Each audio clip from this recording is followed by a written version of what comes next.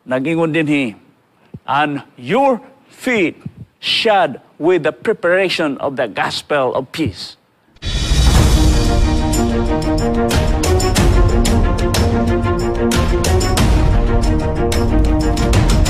That's found in Ephesians 6:15 in King James Version. Sa dili pa naton hisgutan, ako mong giangyo nga mag-ampo sa ta. Ginoong Dios, dako among kalipay nga niya na usab kami nining adlaw sa Martes. Aron among pagkahisgutan kini among mensahe karon, among padayonon sa paghisgot kung saon namo paggamit ang imong gihatag nga mga taming alang sa among kaaway. Nanginaot kami nga imo kaming ubanan. Ipasulod ka namo, Ginoo, ang balang espiritu nga unta among madawat ikaw ug among masabtan ang mensahe para sa amo karong gabi. Kininta na among gisalig sa ngalan ni Jesus. Amen. Atong padayonon, unsa may gamit sa sapatos. Siguro na amoy daghan kayong eksperyensya mahitungod sa iyong sapatos. Siguro nakapalit mo og hilabihan kadaghan nga sapatos. Pero unsa man gid ay gamit sa atong sapatos niya? Shoes have for centuries given hints about a person character, social and cultural place, even sexual preference. Unsay buot pasabot niini? Nga ang sapatos kuno magtug-an nato kung unsa ta nga pagkatao. So kung musuot ta sa sapatos, mahibalan kung babae ba ta o lalaki. Mahibalan ta kung ang atong pagsuot para ba ni paingon simbahan o para ba ni paingon sa basketball. So dili ta mudula og basketball nga nakasuot ta og sapatos para simba. So unsa kuno? Naghisgot mahitungod sa atong batasan. Ang sapatos itself, naghisgot mahitungod sa atong batasan. Sa atong kultura, kung asa man ta nagpuyo, o sa mailhan ta kung babae ba ta o lalaki, kung sa atong sexual preferences. Shoes are powerful things as they take control over the physical and human space in which we live. Akong ipakita ninyo kung nganong gihisgutan dinhi nga ang sapatos makakuha og space sa atong kinabuhi niya. Si Imelda Marcos, ang atong former nga First Lady, asawa sa atong former nga presidente sa Pilipinas. Siya mo na-record sa Pilipinas nga hilabyan kadaghan og pair of shoes. Nga kining ganing pair of shoes ato ni karon makita sa Manila, sa museum in Manila. So, kung gusto ka mo tanaw sa mga sapatos nga nakulikta ni Imelda Marcos, imo ning makita dito sa museum in Manila. Niya pagyud ang hilabihan kadaghan nga sapatos ni Imelda Marcos. So siguro kamo gasunod-sunod pud mo ni Imelda Marcos nga daghan po mong sapatos. Usay gani malimot na ta nga naatay sapatos nga ingon ani, nga naatay sapatos nga ingon ani tungod sa kadaghan. Pero kumusta man ang mga tao nga walay sapatos, wala mahatagan bisan usa ka sapatos, nga maglakaw gani, nga magtiniil bisan asa sila paingon.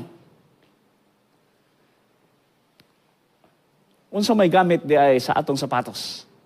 Unsa may gamitan nato sa atong sapatos? Nganong musul-ob bantay sapatos? Una, they gave us secure footing on insecure terrain. So usually, kung mahilig ka mudagan, mahilig ka mag-jogging, mahilig ka mo walkathon or whatever kanang imong ginahimo nga gamiton nimo imong pangdagan nga sapatos. Usually kining atong sapatos ato ning gigamit aron dunay maayo nga pagtunob ang atong tiil, dili ta mapaso, dili ta mahugawan, unya ma-stabilize ang atong lawas.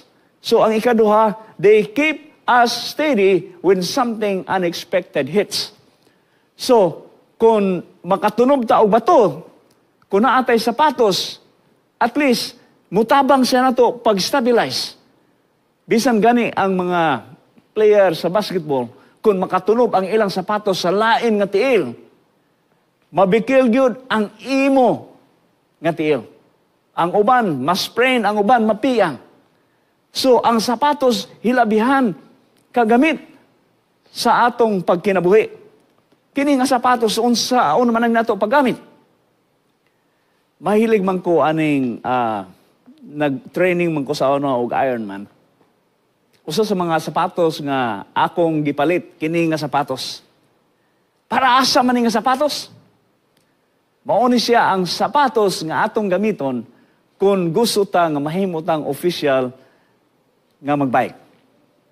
So another reason why we use sapatos, they give us secure footing, and the third, they keep you more comfortable and ride better. Natoy kausa nga nagpractice ko og bike. Sultian ta mo. Sa dihang ni sakay nako sa bike. Ning try ko ani kay isulob man nimo sa kanang imong pedal. Naapoy pedal nga inani gyud og porma.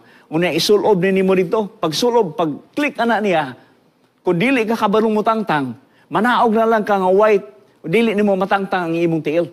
Gikan sa pedal. Nahitabo, pero meron ginakong practice, sultian ta mo.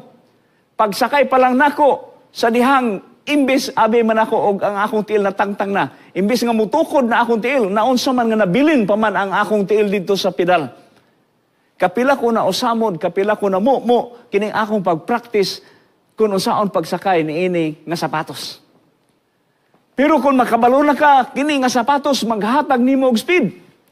Unya, secure kaayo ang imong tiil kung ma-click na gani niya ang imong sapatos ngadto sa pedal. Sumuni siya gamit. Pero kumusta man sa panahon sa mga Israelites, unsay gigamit nila nga sapatos, akong ipakita ninyo. Niya. Mao ni siya ako nakita dito sa museum, kining sapatos nga gigamit sa una nga panahon, sa mga Israelites. Unsa ganito'y nahitabo nini nga sapatos? Yet the Lord says, during the 40 years that I led you through the wilderness, your clothes did not wear out, nor did the sandals of your feet. Pastil, no? Ang sapatos sa hilabihan, kadugay nga pagbiyahe. 40 ka tuig nga nagbiyahe, wala gyud mahilis. Wala gyud mapudpud. Wala gyud mi-wear out. So, ang sapatos, maura gyud gihapon. Hangtod nga nahuman ang 40 years nga nagbiyahe sila paingon sa Promised Land. Ang kini nga sapatos, mauni gigamit sa sundalo sa una nga panahon. Ang primero nga gigamit kung official ka, unya close nga sapatos imong gamit, gitawag nila og kalsi. Ang ikaduha nga sapatos, gitawag og kaliga.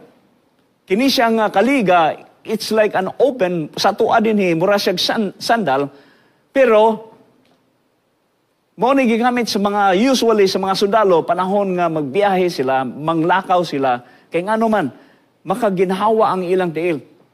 So, kini nga mga sapatos, gigamit ni alang pagpataas sa proteksyon o pagpataas sa traction sa ilabi na sa ilang pagbiyahe.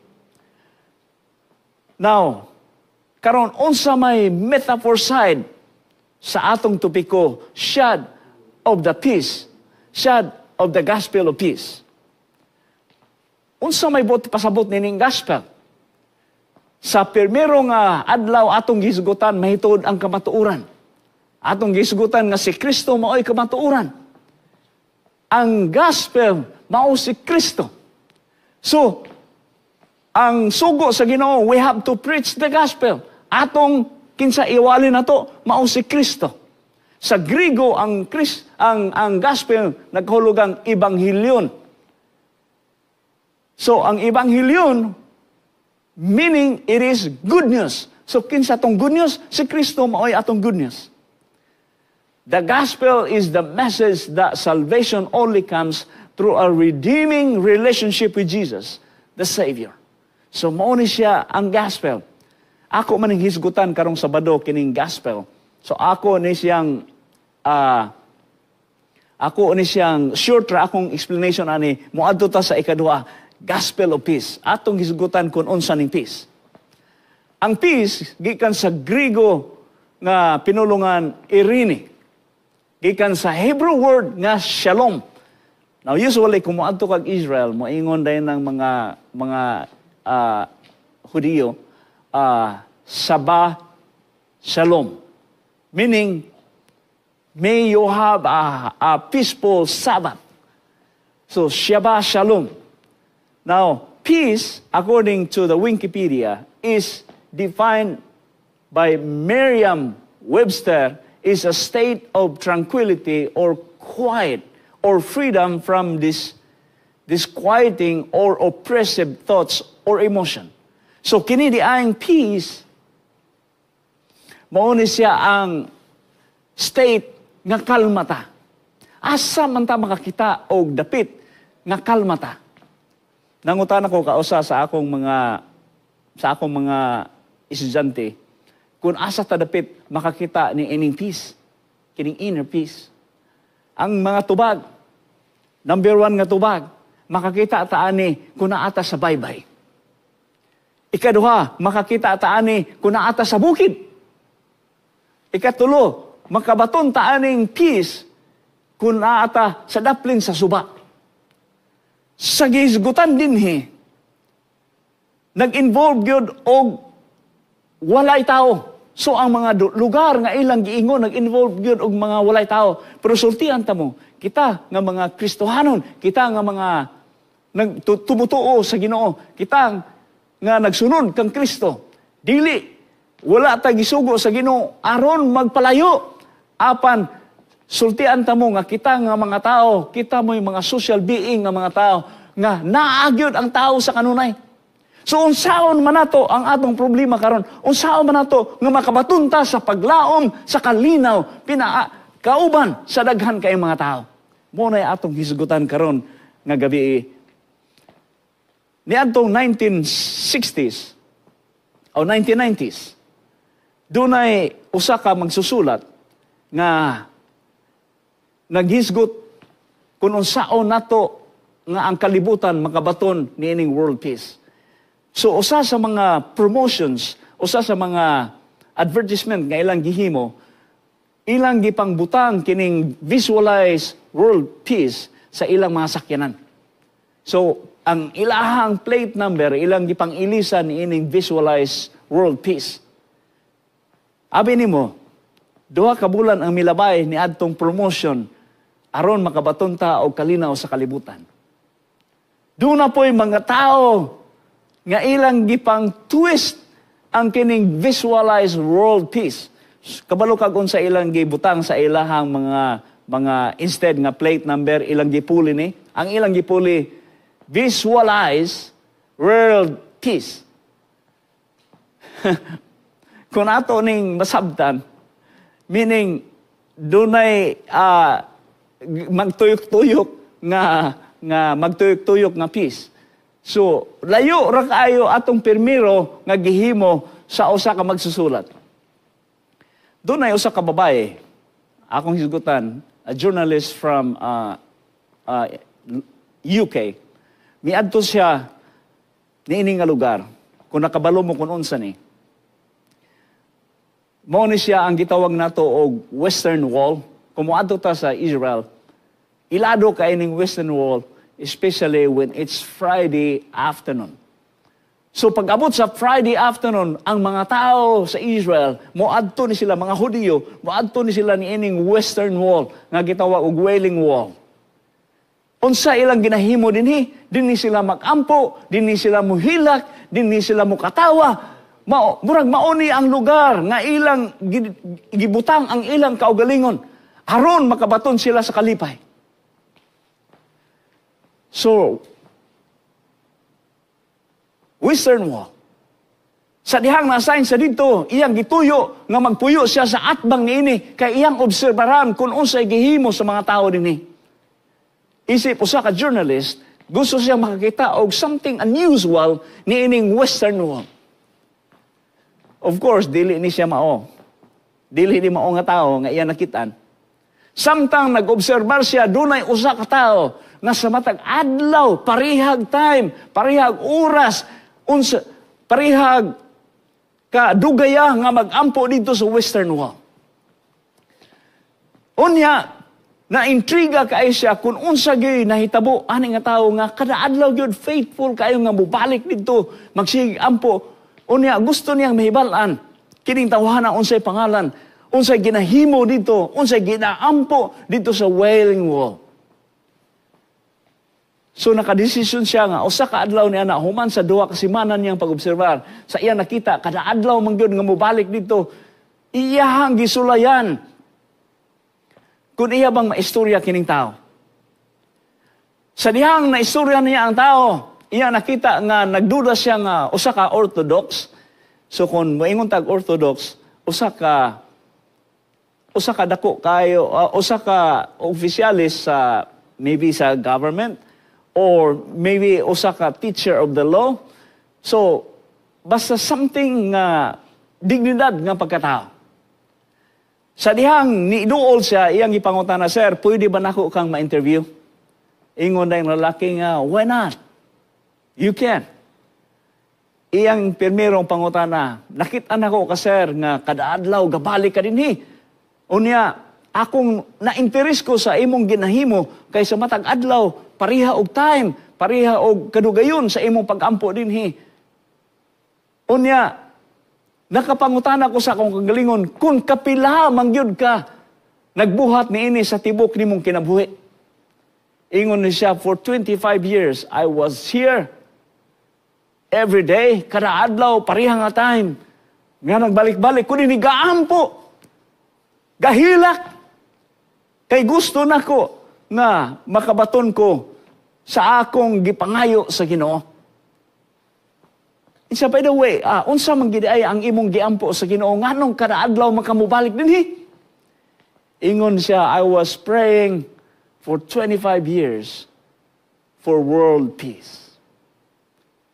World peace. Talagsaon nga tubag, mga kapaglaom. So for 25 years, sa usa ka oras, siging gahilak, gaampo. What is the purpose? Ang purpose ra gyud aron makabaton ta og world peace, ang kalibutanon nga kalinaw. Pangutanon ta mo, nakaampo ba mo og kalibutanon nga kalinaw sa inyong kinabuhi? Nakatesting ba mo nga nag-ampo mo nga hatagan ta og kalinaw sa atong kalibutan? Kini nga tao for 25 years nag-ampo alang lang yun sa kalinaw sa kalibutan. Ingon din siya nga, kumusta man ang resulta sa imong pag-ampo sa world peace? Ingon siya, "Yeah, parihani. Nakakita ka aning wall? Yeah, parihani. Ang wall, wagin ako nito bag. Why? Giingon. Hangtod karon, wala kita makabaton sa world peace." Ang ato bang giampuan nga Ginoo pareha sa Wailing Wall? Ang ato bang giampuan nga Ginoo sama sa Western Wall nga hangtod karon wala pa gyud mutubag nato? Asa man ta makabaton ni ining world peace? Usa ka adlaw ni anan akong gi-search sa Google kining peace.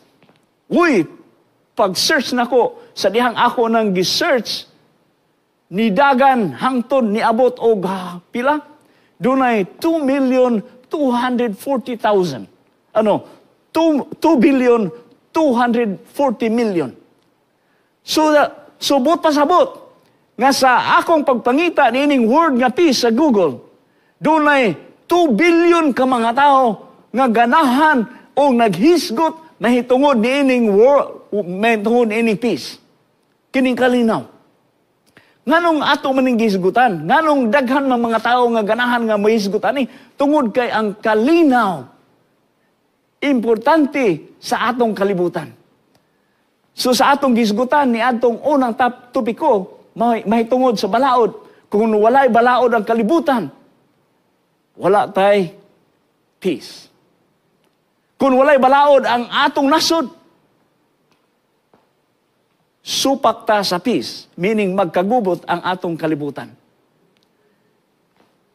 Akong gibutangan og lain nga word, gibutangan ako og inner peace. Sa dihang akong gi-search ang inner peace, maura gyapon, sobra 1 billion ang naghisgot mahitungod sa inner peace. Akong giilisan og world peace. Maura gyapon, sobra gyapon 1 million. So daghan 1 billion, I mean. Daghan kay mga tawo nga gahisgot mahitungod sa peace. Na ako'y nakitaan sa internet, kining gitawag nila Global Peace Index. Nga kining Global Peace Index, maghisgot ni mahitungod sa gi-size up din nga mahibalan nila kung unsa kalinaw o unsa kagubot ang nasod pinaagi nining ilang sukdanan. Akong gitanaw-tanaw dito, unya, akong nakita nga dunay mga nasod nga hilabihan kalinaw, sila mo'y number 1 sa world peace. Unya, naapoy mga nasod nga worse sa world peace. Atong tanawon ni siya, ang graph. Pero sa dili pa, ang Global Peace Index nag-ingon, the world is less peaceful today than at the time in the last decade. So, pasabot nga, napulo ka mga tuig before, mas gubot kaysa karon. So, niya ang dili man siguro kaya nyo maklaro, pero akong hisgutan ninyo nga ang pinaka-peaceful nga lugar sa tibuok kalibutan mao ang unsay gihisgutan dia? Iceland. Nakaadto man ko aning Iceland, tinuod gini nga peaceful nga lugar. Unya, ang nakanindot ani nga lugar kay halos mga tawo nga gaanhi dinhi mga bisita.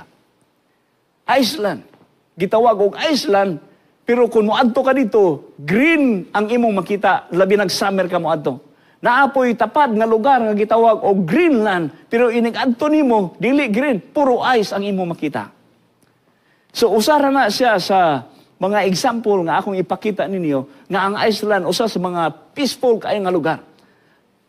In reverse, ang pinaka-worst nga lugar nga imong puy-an mao ang Afghanistan. So naa diha gi-size up o niya akong gitan-aw ang Pilipinas o ang United States pari-pariha. Pari-pariha rata na ata sa worst nga mga lugar nga puy-an sa tibuok kalibutan. So dili ta niadtong pinakamaayong nga lugar nga puy-an.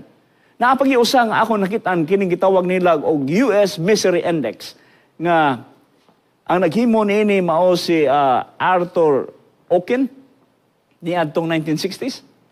Unya unsa may gihimo aning US Misery Index, iyang gisukod kung unsa ka lisod ang kalibutan pinaagi sa unemployment o sa inflation. Kasabot man siguro tag inflation. Kanang inflation, meaning mutaas ang presyo sa atong palaliton, mo na gitawag inflation, mumaba ang presyo sa atong palaliton. Ang unemployment, mao ang mga tao sa kadaghan sa mga tao nga walay trabaho o sa kadaghan sa mga tao nga naay trabaho. So sa US, kay sa US man akong ipakita ninyo nga picture, dunay tuig nga hilabihan gyud ka mubo ang misery index. Kanang misery meaning dili maayo nga kahimtang sa US. So kita din hinaabot ta niini pero wala pa nako makita ang sa Pilipinas. Pero sa US ako nakita nga sa panahon sa COVID hilabihang pag-spike ang unemployment. Unya mi-spike pod ang inflation. So karon imo makita nga ang inflation ning taas yang maayo. Meaning, ning taas ang mga presyo sa palaliton. Kung mumubo po ang employment, daghan ang walay trabaho, so mutaas ang atong misery index. So ang kagubot, nagdepende, ang sitwasyon sa atong economy, nagdepende na sa misery index. Kung taas ang unemployment, unya taas po ang inflation, meaning, misery na ata sa pinakamaot nga misery sa atong kalibutan. Now, the US Misery Index currently is 6.698 according to the US Misery Index. Ako pong gitanaw ang Pilipinas. Akong ikumpara ang Pilipinas. Ang Pilipinas, sa pagkakaroon, 2023, na ata sa 22.2%. So meaning, layo kayo ta ikumpara sa Amerika. Kaya ang Amerika naara sa 6.6, niya kita naara sa 22.2. Pero sultian ta kaning improve ta kay previous year ni atong 2022 ang atong misery index is about 24%. 24.7%. So ning os-os ta og sobra 2%. So malipay ta ani nga karon nga tuig ning ubos-ubos ang atong misery index. Sa Daily Mail sa UK, si Will Durant nagsulat siya. Ingon siya, in 3,400 years of recorded history, ingon siya, only 8% nga ang atong kalibutan nagkabaton og kalinaw. So, meaning, sa 3,400 years sa pagpuyo sa kalibutan, doon na 268 years of peace. Ingon siya, kanang 268 years of peace, tanan kuno nga peace nga gihimo nato, meaning treaty of peace nga gihimo sa by nation, tanan kuno nabuak, tanan kuno nabungkag ang treaty sa peace. So wala kita nakabaton og tinuod gyud nga peace. Kano sa katang makabaton og tinuod nga peace? Sa Great Britain, ingon ang usa ka magsusulat nga sa pagkakaron dunay 40 ka mga active nga mga gubat sa tibuok kalibutan. So, unsaon man nato pagkabaton niining tinuod nga peace kung ang kalibutan nga atong gipuy-an hilabihang gubuta. Matod pa sa Mental Health America, as the pandemic relentlessly persists, we are seeing the highest level of anxiety and depression reported since the pandemic hits the US in March of 2020. Siguro nakadungog na mo aning istorya, o wala pong makadungog, ako ning istorya ninyo, mahitungod kang Don Richardson. Si Don, na-assign siya as a missionary in one of the tribes sa Indonesia, ang Sawi, Indonesia. Samtang na-assign siya dito, ang kahadlok niini nga community kay they are cannibalism. But pasabot, nga kung cannibalism, mukaon sila og tao. So ang ilang ginahimo, kung naa sila bisita, ilang amiguhon na ilang bisita, o niya ilang planuhan nga ilang ihawon. So sa dihang misulod si Don o ang iyang asawa dito niini nga lugar sa Sawi tribe. Nagproblema siya kung unsaon niya paggawas o pag-introduce ang kaugalingon sa mga tao. Unya ang dili maayo nga tan-awon kini nga mga tao kay kung mag-istorya ka o istorya, ang kontrabida mo'y nahimo nilang bida. So sa dihang giistorya ni si Jesus, kauban kang Judas Iscariot, si Judas mo nahimong hero, ganahan sila sa kinabuhi ni Judas kaysa kinabuhi ni Kristo. So dili ba kung ka mahadlok ani kung naa ka dito? So sa iyang kahadlok, wala siya mogawas, naglibog siya kung unsa niyang iyang buhaton. O sa kapanahon niya na nag-research siya, unya nang iyang nahibalan nga kining mga tao dinhi sa tribo naa sila gitawag og peace offering. So ang peace offering, ang ginahimo sa mga tribo, once gani nga kung naay matao nga lalaki, dinhi sa usa ka tribe, ilan nang ihimuong gift, himuon nilang peace child ngadto sa usa ka tribo. So, og naa sila peace child ngadto sa usa ka tribo, hilabihan yung dunay kalinaw ang ilang tribo between sa kada tribo. So, samtang buhi pa ang peace child nga ilang gihatag, dili yun magkagubot kining duha ka community. Pero sa dihang mamatay ang anak nga gihalad, magkagubot na po sila. So, gikinahanglan na po nga dunay usa ka peace child nga i-offer na po dito sa Picas community. Ingon siya mauni ang atong pag-introduce kang Kristo. Ato siyang i-introduce nga si Kristo mao ang peace child nga gihatag sa Ginoo alang nato. Ug dito nakasulod ang mensahe niining Sawi tribe.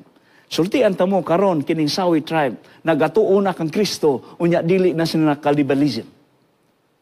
Pagkanindot sa mensahe niining gidala, unsa kuno si Kristo lamang ang nakahatag og kalinaw niini nga tribo. Mausab ni ang atong hisugutan karon kay si Kristo lamang ang makahatag nato sa atong kalinaw. So, unsa may pasabot niining the gospel of peace? Meaning, when we believe the gospel, we can be at peace. Pagkanindot. Kung ato kunong tuuhan ang Ginoo, si Kristo, kung ato kunong dawaton si Kristo sa atong kaugalingon, makabaton ta og kalinaw. So sa Philippians 4:7 nagingon, then you will experience God's peace, which exceeds anything we can understand. His peace will guard your hearts and minds as you live in Christ Jesus. Philippians 4:7. Nakadungog naman mo ano yung gitawag cushion of the sea. Ang mga mananagat nakasabot kung unsa ni cushion of the sea. So kung panahon nga dunay bagyo, panahon nga gikusok-kuso ang ibabaw sa tubig, gikusok-kuso ang dagat, doon na sila gitawag og cushion of the sea. Kining cushion of the sea, naani sa pinakailalom sa dagat, diin inig moadto ka dito, sumala pa sa mga divers, mga ngisda, inig panahon sa gubat, ay inig panahon sa bagyo, musulod sila dito, munaog sila dito, katong gitawag og cushion of the sea. Unya ilang makita dito nga dito sa ubos, naay kalinaw ang mga isda. Dili sila maapektahan ni adtong kagubot dito sa taas. Katong nagwisi-wisi nga mga balod, dagko kayo nga mga balod, nga makatumba o makalunod sa barko, dili sila maapektuhan. Kaya nga naman, naa sila ni adtong cushion of the sea. Kung naa si Kristo na to, naatay cushion of the sea. Si Kristo lamang ang maghatag na to og kalinaw. Bisan pag-unsay na itabo sa kalibutan, naggubot ang kalibutan. Apan kung si Kristo naa sa atong kasing-kasing, siya maoy maghatag na to og kalinaw sa atong kinabuhi. Si Everett Richard, gikan ni sa Canada, iyang gibasa ang Biblia 27 times. Sa iyang pagbasa sa Biblia 27 times, iyahang katapusan niyang pagbasa sa Biblia, iyahang gilista kung pilagyod ka promises ang naa sa Biblia. And according to him, there are about 7,487 promises. Unya, niadtong daghan kayo mga promises sa Ginoo nato, iyang gisaysab nga dunay usagyod nga ning stand out sa tanan nga mga promises. Akong basahon ninyo ang teksto nga iyang giingon nga nag-stand out as one of the best promises that you can hear and you can read from the Bible. This is found in John 14:25-27. Akong basahon sa 25. These things I have spoken to you while being present with you. But the Helper, the Holy Spirit, whom the Father will send in my name, He will teach you all things and bring to your remembrance all things that I said to you. Unsa day iyang ingon? In verse 27, peace I leave with you. My peace I give to you. Not as the world gives, do I give to you. Let not your heart be troubled. Neither let it be afraid. So unsa kuno? Ang pinakamaayo kuno nga saad sa Ginoo nga iya nakita sa Biblia, mao ni siya. May tungod sa kalinaw nga gisaad sa Ginoo nga iyang ihatag nato sa iyahang paggikan before siya ninggikan paingon sa langit. So what is God's peace in you? Number 1, pinaagi sa text aton hibalan, it is needful. Peace I live with you. Ikaduha, it is relational. Ingon ang Ginoo, my peace I give to you. So, ang peace, ang kalinaw sa Ginoo mo yang ihatag to because it is relational. Ikatulo, it is incomparable. Not as the world gives, do I give to you. Dili sama sa kalibutan nga naghatag ninyo, apan lahi ni nga kalinaw ang akong ihatag. And number 4, it is responsible. Let not your heart be troubled, neither let it be afraid. Pagkanindot sa mensahe, mga kapaglaw, nga kung si Kristo naa nato, unya makabatunta sa kalinaw, iat atong dawaton si Kristo, makabatunta sa tinuod nga kalinaw.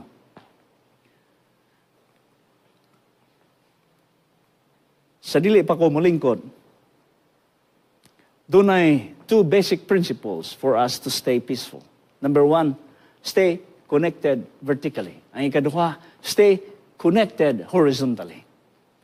Unsa maning stay connected vertically, meaning ang atong connection, atong ipunting paingon sa taas. Meaning kung naatay maayong relasyon sa atong Ginoo, naatay maayo nga relasyon vertically. Unsa maning stay connected horizontally, atong relasyon sa uban, atong relasyon sa atong isig katao. Atong hunaw-hunaon. Akong pangutanan niyo, kung mag-away mo sa imong asawa o sa imong bana, kung mag-away mo sa imong mga anak, kung mag-away mo sa imong mga isuon, sa imong mga parinti, naa ba kay kalinaw? Wala. So, aron ta dunay kalinaw, atong siguroon nga duna naatay maayong relasyon horizontally. Meaning sa atong isig katao, unsay giingon sa Ginoo, love your neighbor as yourself. So atong higugmaon ang atong silingan, ang nagkinahanglan sa atong panabang, pariha sa atong paghigugma sa atong kaugalingon. Siguro nakakita na mo aning The Golden Bridge. Si Andrew o si Charm nakaadto aning lugar. Pero akong isulti ninyo kung unsa man naa dinhi nganong ako man hingisgutan karon before ko mulingkod. Ingon dito ang number 1 sa dihang nagbuhat ang mga engineers ni ining Golden Bridge. Ilang gi-consider ang usa ka mga factor ngano ilang gihimo ni mao ang dead load. Ang ikaduha, ang ilang gisgutan mao ang live load. Ang ikatulo, ilang gisgutan may tungod sa wind load. Unsa maning dead load? Ang dead load, mga kapaglaong, mao ni siya ang kabugaton o ang gihimo sa tulay itself. So, katong mga simento nga gibutang dito, mga puthaw nga gibutang dito, muna atong gitawag og dead load. Naana na diha daan. Pero ang gitawag nga live load, katong mga sakyanan nga mosulod niini nga tulay, motoy gitawag og live load. Ang mga tawo nga maglakaw, wa pa mo kabalo nga kini nga lugar, pwede nimo lakon ang kilid ani. So daghan kay mga tawo gahayk sa kilid ani. Unya daghan kay mga sakyanan, lahi-lahi ang kadagkon nga moagi sa tulay niini. That means mo na live load nga iyang giingon. Ang ikatulo, tungod kay ang San Francisco, hanginon man, daghan kayong hangin sa matag adlaw. So naay gi-consider nila nga wind load. Unsa may ilang gibuhat, aron ilang maprotektaran ang tulay pinaagi sa wind load. Ilang gibutangan og bracing. So kanang bracing, maunay atong tun-an ron. Nga kung kita dunay sakto nga bracing sa atong pagkinabuhi, sakto ang atong bracing sa atong pagkinabuhi diha sa Ginoo, sakto makabatunta niining gitawag nato og world peace. Makabatunta niining gitawag nato og inner peace. O makabatunta sa kalinaw sa atong kaugalingon. Kining bracing dinhi nagisgot ni mahitungod sa atong vertical relationship sa Ginoo. Kung naatay maayong relasyon ngadto sa Ginoo, kung naatay maayong horizontal relationship ngadto sa atong isig katao, sa atong silingan, sa atong mga neighbors, makabatunta ni ining gitawag og peace nga ihatag ra ni Kristo. So kung atong dawaton si Kristo karon, makabatunta ni ining inner peace nga atong gipangita sa dugay ng kaya nga panahon. Akong gihangyo mo nga mag-ampo ta samtang atong i-close ni atong mensahe. Ginoo, salamat kay sa mensahe na itungod sa kalinaw. Among mabatnan ang kalinaw, pinaagi sa among paghatag sa among kagalingon diha kanimo. Kung amo ikaw mahibalan, amo ikaw maikapuyo, Kung ang balang Espiritu magapuyo sa among kaugalingon, makabaton kami ni ining kalinaw sa among kinabuhi. Busa Ginoo, amo ikaw gidapit nga magapuyo sa among kaugalingon. Aron kami makabaton sa kalinaw na walay katapusan. Kining tanan among gisalig sa ngalan sa among manluwas. Amen.